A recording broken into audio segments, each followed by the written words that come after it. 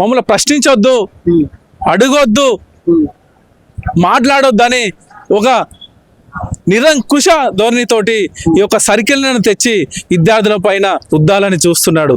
కానీ ఉస్మాన్ యూనివర్సిటీ విద్యార్థులు వందే మాత్రం ఉద్యమం కానించి నేటి తెలంగాణ ఉద్యమం వరకు ఎన్నో పోరాటాలు చేసిరు, ఎన్నో దెబ్బలు తిన్నారు, ఎన్నో కేసులు పెట్టించుకురు.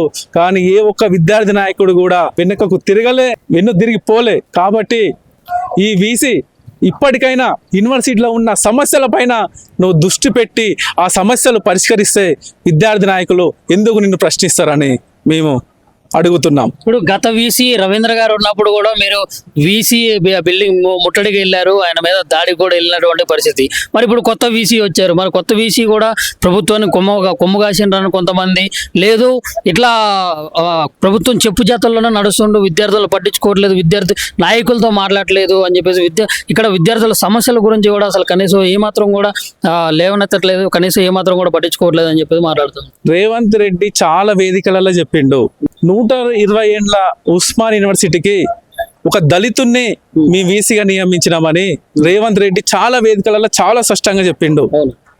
మరి ఈ యొక్క వీసీ ప్రభుత్వానికి తెలియకుండా నిర్ణయాలు తీసుకుంటాడా అని ఆలోచించాలి. గతంలో ఉన్న రవీందర్ యాదవ్ కూడా విద్యార్థుల పైన చాలా ఉక్కుపాదం మోపిండు. ఆయనకు ఏ విధంగా విద్యార్థులు బుద్ధి చెప్పిరో విద్యార్థి నాయకులకు తెలుసు, ఆయనకు కూడా తెలుసు.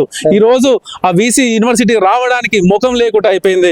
విద్యార్థులతో ఒకసారి పెట్టుకుంటే ఏ విధంగా ఉంటుంది అనేది ఆ వీసీకి తెలుసు. కానీ ఈ వీసీ వచ్చి విద్యార్థి సంఘాలతోటి ఒక మీటింగ్ కూడా ఏర్పాటు చేసిండు. నేను విద్యార్థులకు మద్దతుగా ఉంటా, మీ ఏమైనా సమస్యలున్నా నేను పరిష్కరిస్తాని అదే వీసీ బిల్డింగ్లో సెమినార్ హాల్లో దాదాపు అన్ని విద్యార్థుల సంఘాలతోటి సమావేశం ఏర్పాటు చేసి వాళ్ళ యొక్క సలహాలు సూచనలు కూడా తీసుకోవడం జరిగింది. మేము అనుకున్నాం గతంలో ఉన్న వీసీల కంటే ఈ వీసీ విద్యార్థులకు న్యాయం చేసేటట్టున్నాడు, విద్యార్థులను పిలిచి వారికి సమస్యలు తెలుసుకుంటున్నాడంటే ఈయన బహుశా మాకు గతంలో ఉన్న వీసీల కంటే ఈయన ఇంకా మంచిగా మాకు న్యాయం చేస్తాడని విద్యార్థి నాయకులు అందరూ అనుకున్నారు.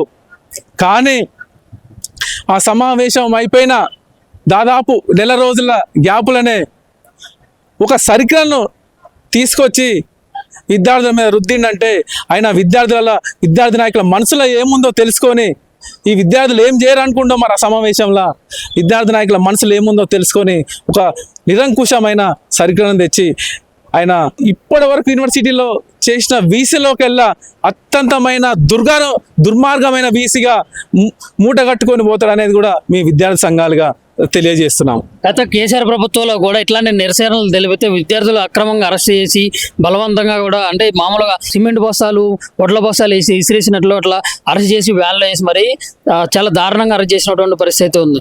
మరి ఇప్పుడు అదే దారిలో మరి ఇప్పుడు రేవంత్ రెడ్డి ప్రభుత్వం కూడా వెళ్తుందా, లేకుంటే ఇదే మొత్తం కూడా కొత్త విధానం అంటారు? గతంలో కేసీఆర్ ప్రభుత్వం ఉన్నప్పుడు విద్యార్థులను అరెస్ట్ చేసినారు, కొన్ని నిర్బంధాలను పెట్టినారు. కానీ ఇటువంటి సర్కిల్లు తీసుకొని వచ్చి ఇటువంటివి చేయలే. వాళ్ళు కూడా చేసినారు కానీ ఇంత నిరంకుశంగా చేయలే.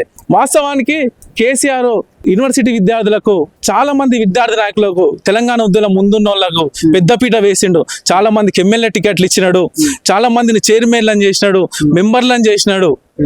వాళ్ళు కూడా యూనివర్సిటీ విషయానికి వచ్చినప్పుడు వాళ్ళు కూడా కేసీఆర్ దగ్గర పోయి వీళ్ళు మన విద్యార్థులకు ఇట్లా జరుగుతుంది అన్నప్పుడు కొన్ని మంచి పనులు కూడా జరిగినాయని కూడా చెప్తున్నాము. ఎందుకంటే ఆ ప్రభుత్వానికి ఈ ప్రభుత్వానికి తేడా చూస్తున్నాం కదా.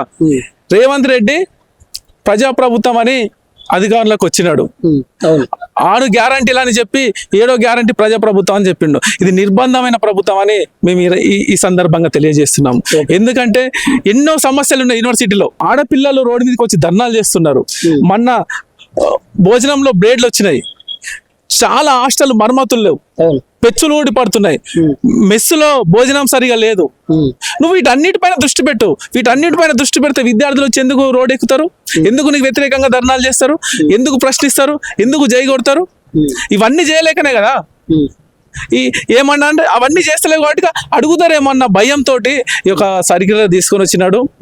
రేవంత్ రెడ్డి లాంటి ముఖ్యమంత్రులను, ఎంతో మంది ముఖ్యమంత్రులని ఉస్మాన్ యూనివర్సిటీ చూసింది, ఎదుర్కొన్నది, కేసులు పెట్టించుకుంది, పొట్లాడింది. ఈ రేవంత్ రెడ్డి ఎంత గత ఆంధ్ర పాలకులనే ఉరికిచ్చి కొట్టిన చరిత్ర ఉస్మాన్ యూనివర్సిటీది. అది క్యాంప్ ఆఫీసు మినిస్టర్ ఇంట్లో బద్దలు కొట్టిన చరిత్ర ఉస్మాన్ యూనివర్సిటీలో. కానీ విద్యార్థులకు గొంతు నొక్కాలి అన్న ఆలోచన మళ్ళీ తీసుకొచ్చిందే బీఆర్ఎస్ ప్రభుత్వం. దాని నుంచి పుట్టినటువంటిదే ఈ సర్క్యులర్ అని చెప్పేసి అంటున్నారు. మరి అసలు ఏంది వాస్తవం ఏంది? బీఆర్ఎస్ ప్రభుత్వం ఎందుకు తీసుకొస్తుంది? బీఆర్ఎస్ ప్రభుత్వం తీసుకొచ్చినట్టయితే ఎప్పుడు రిలీజ్ చేసిన సర్క్యులర్? ఓలికి ముందు రోజు. అవును, ఓలికి ముందు రోజు చేసిన సర్కిల్కి బీఆర్ఎస్ ప్రభుత్వానికి ఏమైనా సంబంధం ఉందా? సరే, నువ్వు అంటున్నావు బీఆర్ఎస్ ప్రభుత్వం తీసుకొచ్చిందని అంటున్నావు కదా, మరి ఇప్పుడు నువ్వు ఉన్నావు కదా. విద్యార్థులు గొంతు నొక్కుడు మొదలు పెట్టిందే అక్కడ బీఆర్ఎస్ అని మాట్లాడుతున్నారు. వాళ్ళు సర్కిల్ తెచ్చినారా? వాళ్ళు ఎవరైనా సర్కిల్ తెచ్చినారా? నువ్వు నొక్కిన బీఆర్ఎస్ ప్రభుత్వం గొంతు నొక్కిందని చెప్తున్నావు కదా, వాళ్ళు సర్కిల్ తెచ్చినారా? వాళ్ళు తెచ్చిరంటారు, నువ్వు రద్దు చేయి. వాళ్ళు తెచ్చిరంటున్నావు కాబట్టి నువ్వు రద్దు చేయి. నీకుంది అధికారం ఉందిగా. నువ్వు పెట్టిన వీసీనే కదా. ఒక దళితునికి నేను 100 సంవత్సరాల చరిత్ర ఉన్న ఉస్మానియా యూనివర్సిటీని ఒక దళితుని నేను వీసీ చేసిన అంటున్నావు కదా, ఆ దళితునితోటే నువ్వు దీన్ని రద్దు చెప్పి బీఆర్ఎస్ ప్రభుత్వం తెస్తే. కానీ రేవంత్ రెడ్డి మీ కుట్రలన్నీ అర్థమవుతున్నాయి. నువ్వు యూనివర్సిటీ వీసీ మీద ఏమన్నా అంటే మీ ప్రభుత్వంలో ఉన్న పెద్దల్ని కలిస్తే మేము మాకు తెలియకుండానే వీసీ ఆ నిర్ణయం తీసుకున్నారా అని చెప్తున్నారు. ఇది పచ్చి అబద్ధం.